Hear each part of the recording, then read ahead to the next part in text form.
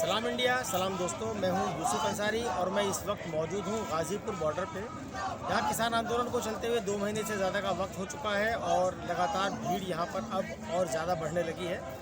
जब राकेश टिकैत ने भावुक होकर किसानों से अपील की थी कि उनके गाँव का पानी लाया जाए, उसके बाद से यहाँ लोग लगातार गाँव देहात से पानी लेकर आ रहे हैं। आज जब मैं आपके सामने हाजिर हूँ इस वक्त, तब तक सरकार की तरफ से ये ऑफ़र है कि बातचीत को फिर से आगे बढ़ाया जा सकता है। प्रधानमंत्री नरेंद्र मोदी ने कल कहा था कि किसान उनसे सिर्फ एक कॉल दूर है। अब ये बात समझ से परे है कि वो कॉल कब होगी और अब तक क्यों नहीं हुई है।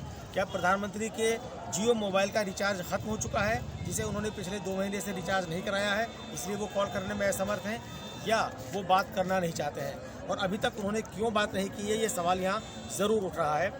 दूसरी बात यह है कि किसान सरकार की तरफ से ये बात कही गई है कि 22 तारीख को बातचीत जहाँ टूटी थी, बातचीत वहीं से शुरू होगी। यानी 22 तारीख को जब किसानों के साथ आखिरी दौर की बातचीत हुई थी सरकार की, उस बातचीत में कृषि मंत्री नरेंद्र तोमर ने कहा था कि हमने जो कुछ कर सकते थे हमने वो किया है, इससे ज़्यादा हम कुछ नहीं दे सकते, और उसके बाद बातचीत टूट गई थी। अगली तारीख भी तय नहीं हुई थी। तब राकेश टिकैत ने और बाकी अन्य किसान नेताओं ने ऐलान किया था कि हम यहीं बैठे हैं, जब सरकार का मन होगा सरकार बात कर लेगी। उधर सरकार की तरफ से कहा गया था कि हमने किसानों को जो ऑफ़र दिया है कि जो 3 कृषि कानून जिन्हें किसान वापस लेने की मांग कर रहे हैं, उन तीनों कृषि कानूनों को हम हद से हद 2 साल के लिए टाल सकते हैं। इस बीच किसानों से बातचीत जारी रहेगी और जो पॉइंट्स ऑफ कंटेंशंस हैं, यानी कि जिन बिंदुओं पर मतभेद हैं, उनको सुलझा लिया जाएगा। उधर किसानों का कहना था कि अगर 2 साल बाद 2 साल टालने पर हम राज़ी हो जाते हैं तो 2 साल बाद हालात फिर वहीं के वहीं रहेंगे, तो हमारे आने वाली पीढ़ियों के लिए का नुकसान इसमें होगा।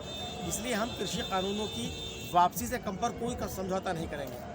लेकिन कल राकेश टिकैत का यहाँ जो भाषण आया और उस भाषण में उन्होंने सम्मानजनक हल की बात कही, उससे कई किसानों ने ये सवाल उठाए कि क्या राकेश टिकैत पलट गए हैं और क्या उन्होंने अपना रुख लचीला कर लिया है। क्योंकि अब तक तो ये बात हो रही थी कि कृषि कानूनों की वापसी तक कोई घर वापसी यहाँ से नहीं होगी और कृषि कानून वापस कराना ही हमारा एकमात्र मकसद है। लेकिन कल राकेश टिकैत ने जो बात कही, उन्होंने कहा कि हम विदेशों में, दुनिया में देश की सरकार को नीचा नहीं देखने देंगे, उसका सर नीचा नहीं होने देंगे और ना ही किसानों के सम्मान से कोई समझौता करेंगे। तो अब सवाल महत्वपूर्ण ये है कि सरकार कृषि कानून वापस नहीं लेगी, ये वो ऐलान कर चुकी है और एक बार नहीं बार-बार ऐलान कर चुकी है। वहीं किसानों का कहना है कि हम कृषि कानूनों की वापसी पर कोई समझौता नहीं करेंगे। तो ऐसे में सम्मानजनक हल क्या हो सकता है और क्या बीच का रास्ता हो सकता है? बीच का रास्ता निकालने की बात जब भी हमने राकेश टिकैत से की, उन्होंने एक ही बात की कि आर पार की होगी, बीच का कोई रास्ता नहीं होगा। तो अब अचानक जब ये सम्मानजनक हल की बात हो रही है, इसका रास्ता क्या होगा? सरकार ये कह चुकी है कि कृषि कानून किसी कीमत पर वो वापस नहीं लेगी, हद से हद उसे 2 साल तक टाल सकती है। इधर किसानों का ऐलान है कि कृषि कानूनों की वापसी से कम पर कोई समझौता नहीं है।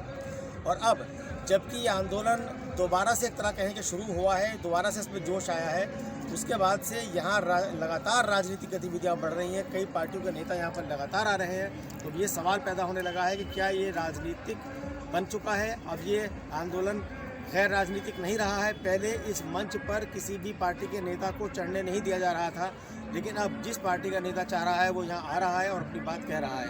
कल कांग्रेस के उत्तर प्रदेश के अध्यक्ष अजय कुमार लल्लू यहाँ पर आए थे और दीपेंद्र हुड्डा आए थे, परसों जयंत चौधरी आए थे, आम आदमी पार्टी के उप मुख्यमंत्री दिल्ली के मनीष सिसोदिया यहाँ पर आ चुके हैं, कांग्रेस की अलका लांबा आ चुकी हैं, दिल्ली के प्रदेश अध्यक्ष आ चुके हैं।